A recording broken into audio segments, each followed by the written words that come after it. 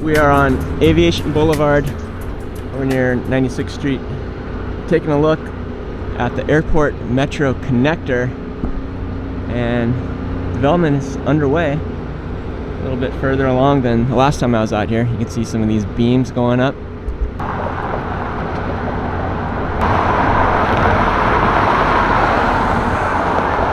So this station will be essential to getting you onto metro, considering you're coming from LAX, taking the automated people mover over in this direction.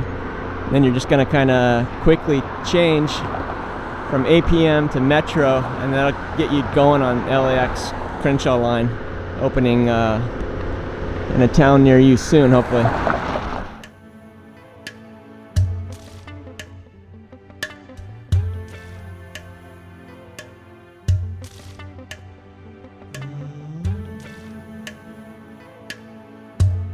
We're hoping for I think a few more years, 2023 or so. Hopefully we'll be in line with the APM. When it goes online, these two can connect together and get a lot of folks moving about the LA area. Vacant land adjacent to the development